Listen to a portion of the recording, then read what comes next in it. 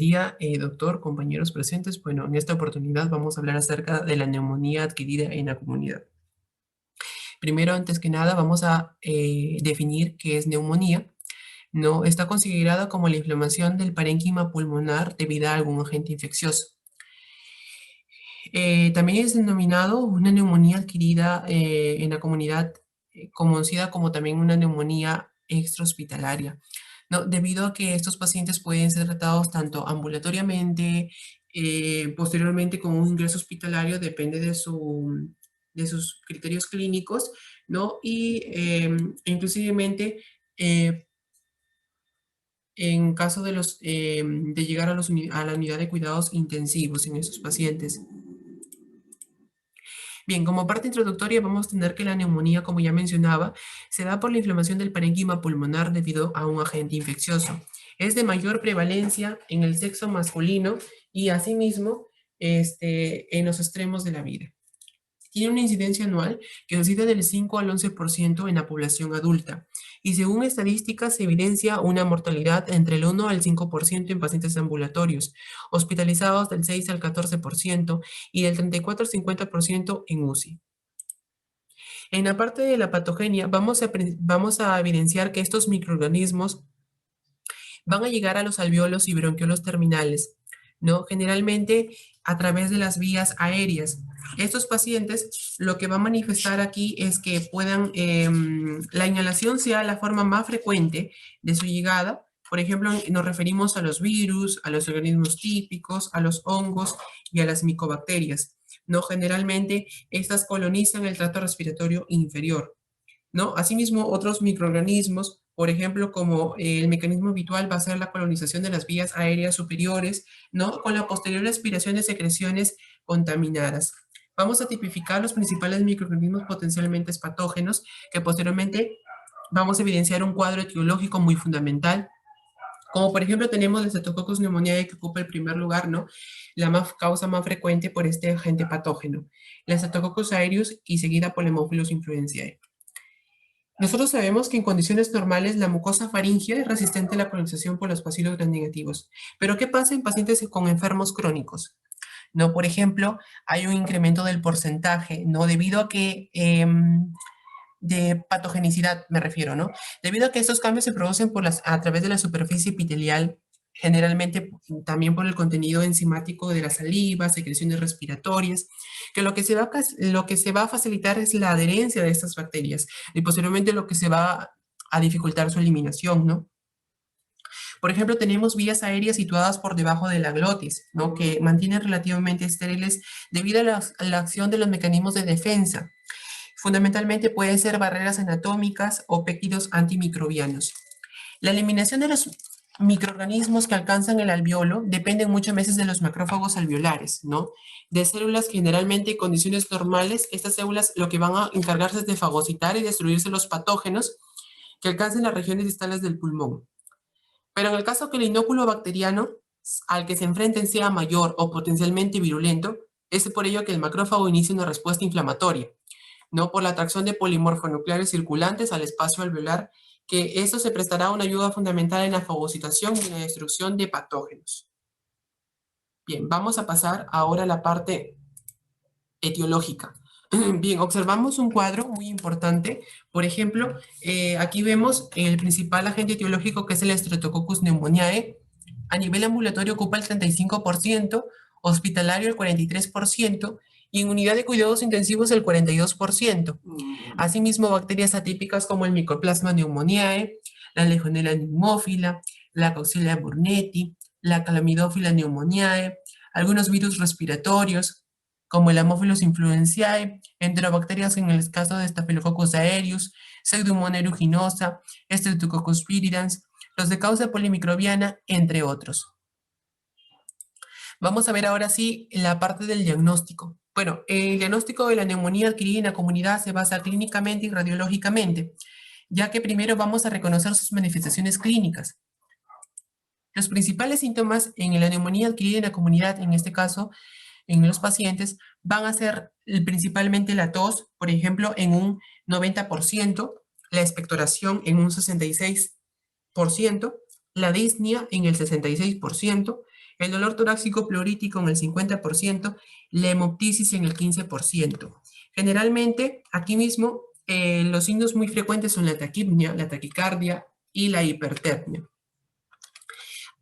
Asimismo, vamos a tener que la forma de presentación varía considerablemente en algunos pacientes, ya que, por ejemplo, en pacientes adultos mayores, estos como síntomas iniciales pueden añadirse aquí, por ejemplo, un cuadro confusional, así pueden añadirse la disminución del nivel de conciencia, la descompensación de enfermedad crónica preexistente.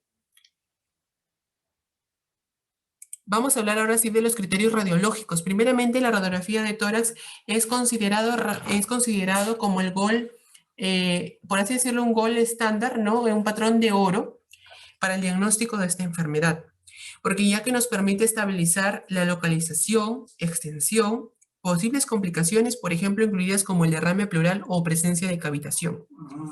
Entonces, también nos va a ayudar en caso de la existencia de enfermedades pulmonares asociadas y para confirmar la evolución en el caso de la progresión o curación de la enfermedad. Asimismo, tenemos que hablar sobre los indicadores de gravedad, como puede ser la afección bilateral de 2 o más lóbulos, en este caso, y la existencia de derrame pleural son claros predictores de gravedad.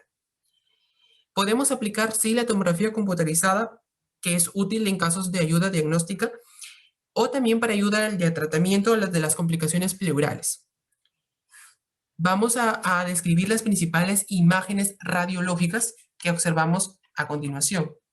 Por ejemplo, en esta imagen vamos a observar primeramente el infiltrado, ¿no?, del espacio aéreo. Observamos en el campo pulmonar derecho, ¿no?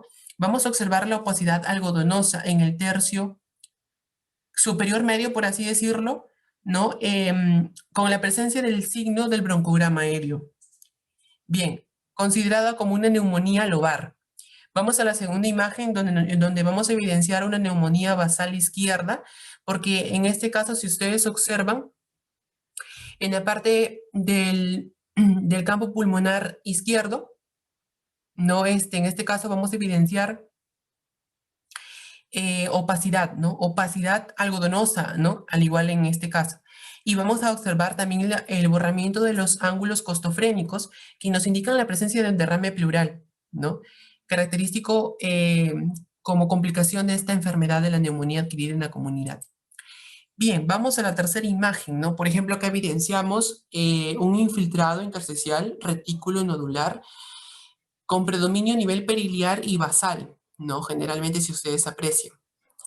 En la siguiente imagen vamos a evidenciar un infiltrado. Miren qué característico es observar estas opacidades algodonosas a lo largo de todos los campos, en este caso de ambos campos pulmonares, ¿no? Y por ejemplo aquí, miren, observamos a la presencia de un neumatocele, ¿no?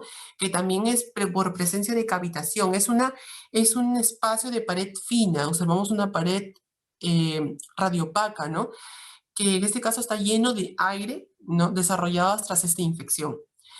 Generalmente se puede decir que esto puede aumentar de tamaño a lo largo de días o semanas. También considerado como complicación de la neumonía adquirida en la comunidad.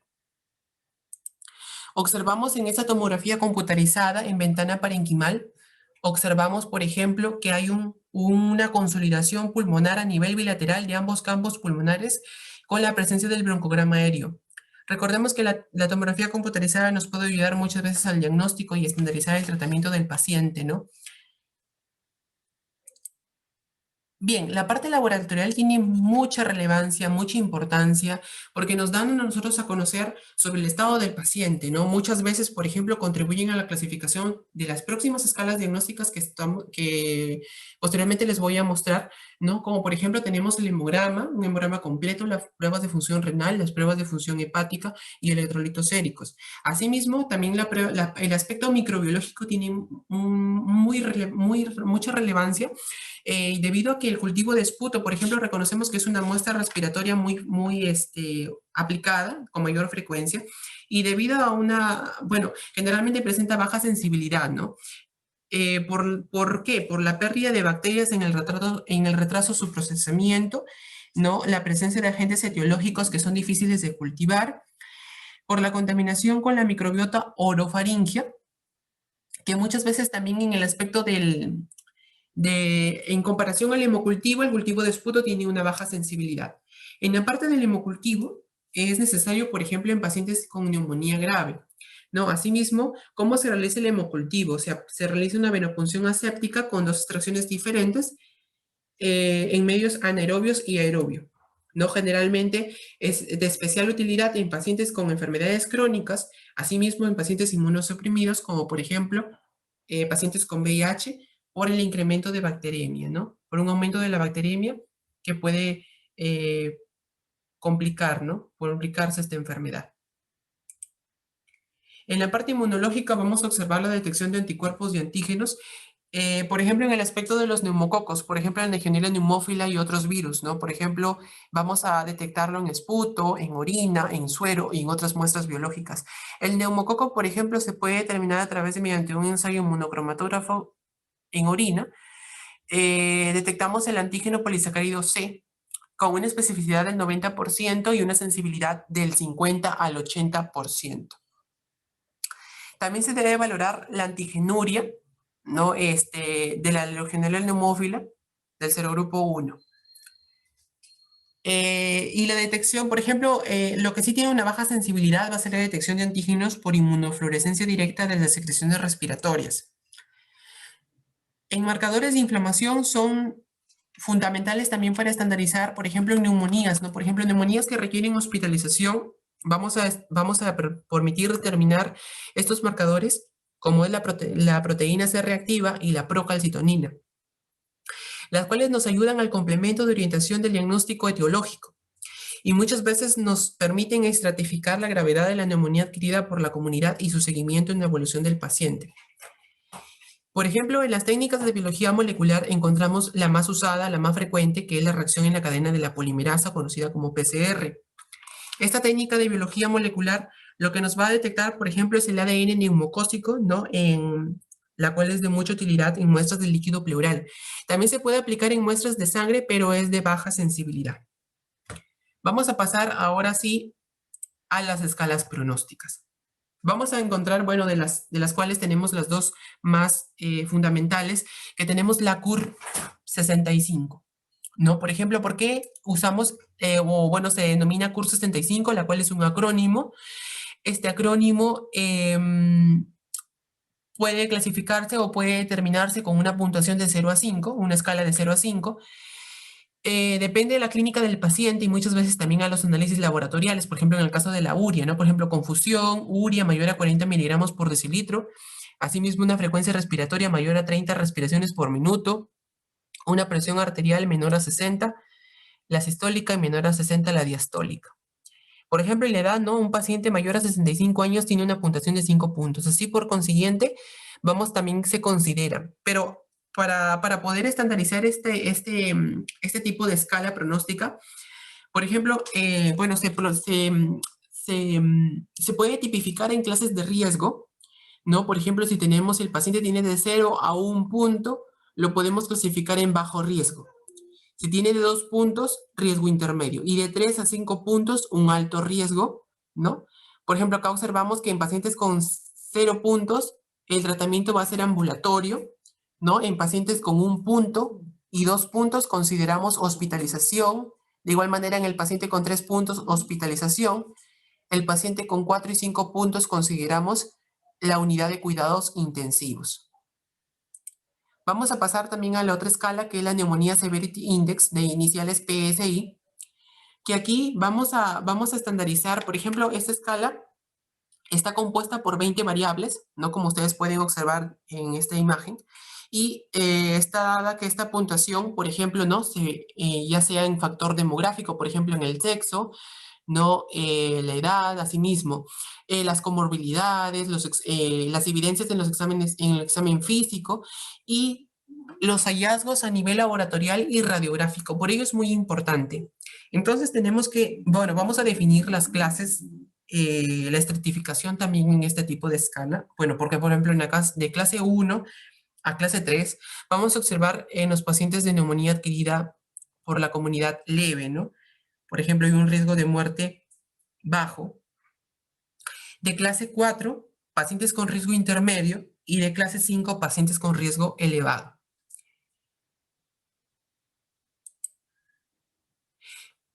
Vamos a estandarizar el tratamiento. En cuanto al tratamiento, tenemos, por ejemplo, bueno, este algoritmo muy fundamental, ¿no? Por ejemplo, observamos acá en la parte superior em, la presencia de los criterios de la escala del CURB 65, ¿no? Como es confusión, ya veíamos la taquipnia, la tensión arterial sistólica menor a 90 y la diastólica menor a 60, edad mayor a 65 años y el nitrógeno ureico sérico es de mayor a 20 miligramos por decilitro. Entonces, teniendo en cuenta esta escala CURB 65, como ya mencionaba, ¿no? En el caso de la puntuación de la gravedad, para 0 puntos el tratamiento va a ser ambulatorio. Mira, el tratamiento ambulatorio podemos aplicar la amoxicilina 1 gramo cada 8 horas por 7 días en monoterapia. O también podemos aplicar una terapia combinada. Podemos aplicar la amoxicilina más un macrólido, que puede ser la acitromicina o la claritromicina durante 7 días. Generalmente vía oral, ¿no? Todos vía oral. O también podemos aplicar la moxifloxacina o la levofloxacina de 5 a 7 días, todos en vía oral. Cuando ya en este caso la escala puntúa, ¿no? De 1 a 2 puntos, aplicamos ya, o en este caso el paciente se estandariza por un tratamiento hospitalario. Por ejemplo, se evidencia lo que es, podemos aplicar una cefalosporina de tercera generación, como puede ser la cefotaxina o la ceftriaxona, ¿no? Pero aquí la diferencia entre tratamiento ambulatorio y hospitalario, que el hospitalario sí ya requiere por vía intravenosa, ¿no? En este caso, por ejemplo, podemos aplicar también la levofloxacino, ¿no? En vía oral. Bueno, debemos iniciarlo por vía oral. En cuanto también podemos asociar la amoxicilina más un macrólido, ¿no? Pudiendo ser en este caso la citromicina o la claritromicina. La duración de todo este tratamiento puede ser durante 7 a 10 días. Y finalmente, en el caso de la escala, si puntúe de 3 a 4, o en este caso a 5, que es el score máximo de esta escala, el paciente se estandariza por un tratamiento en unidad de cuidados intensivos, ¿no? Ya aplicaríamos aquí también por vía intravenosa, aplicaríamos la cefalosporina de tercera generación, como puede ser la ceftriaxona, 2 gramos cada 24 horas, la cefotaxima de 2 gramos cada 6 a 8 horas, y que la podemos asociar también, por ejemplo, con un macrólido, ¿no? Como puede ser en este caso la citromicina, 500 miligramos por día, la claritromicina, que son 500 miligramos cada 12 horas, y asimismo como alternativa podemos aplicar el levofloxacino, ¿no? Podemos aplicarlo 500 miligramos cada 12 horas. Continuando con el examen físico, vamos a evidenciar el primer paso, en este caso durante la inspección, ¿no? Estos pacientes acuden a consulta y se evidencia lo que es la facies neumónica. Este se acompaña de un eritema malar y asimismo de herpes labial. Generalmente vamos a observar el aleteo nasal, asimismo también como el tiraje subcostal, intercostal y supraesternal. Vamos a observar, por ejemplo, en casos de agravamiento, la presencia de la cianosis, ¿no? Y de igual forma también vamos a observar el uso de la musculatura accesoria en esos pacientes, como son los músculos esternocleidos mastoideos, trapecios e intercostales. Bien, ahora vamos a la palpación. En el caso de la palpación, vamos a evidenciar en esos pacientes la expansión torácica. Bien, tenemos a nuestro paciente que es muy obediente, ¿no? En este caso vamos a evidenciar la expansión torácica.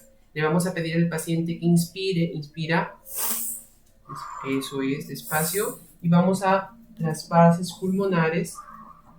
Bien. Generalmente estos pacientes tienen, en este caso, disminución de la expansión torácica, pero en el caso de las vibraciones vocales, vamos a pedir que repita la palabra 33. 23, 23, 23, 23, 23. Muy bien. Estos pacientes tienen, en este caso, las vibraciones vocales aumentadas, ¿no? Vamos a pasar ahora al siguiente paso, que es la percusión. En la percusión vamos a encontrar, en este caso, en ambos campos pulmonares, la presencia de matidez, ¿no? Por ejemplo, observamos la presencia de matidez en ambos campos pulmonares. Y vamos al final paso, ¿no? En este caso, durante el examen físico de la auscultación, y por ello vamos a evidenciar, ¿no? A ver, inspira. Muy bien, inspira. Genial. Nuevamente. Muy bien. Muy bien. Estos pacientes van en este caso a presentar lo que es la abolición del murmullo vesicular por el reemplazo de un ruido agregado, ¿no? En este caso serían los denominados soplotubáricos o brónquicos, ¿no? Generalmente estos pacientes también a la auscultación a la voz, ¿no? Vamos a evidenciar en este caso la presencia muchas veces de egofonía, ¿no? Broncofonía, pectoriloquia o pectoriloquia áfona, ¿no? Generalmente va a haber un aumento de la resonancia, repite 33. 33. Nuevamente. 23. 23. 23. Muy bien. Vamos a encontrar en estos pacientes con neumonía adquirida en la comunidad un aumento de la resonancia de la voz, ¿no? En este caso manifestado por presencia de legofonía, broncofonía, como yo lo mencionaba, pectoriloquia áfona o egofonía. Bien, espero que este video haya sido de su agrado. Muchas gracias ante todo y Dios los bendiga.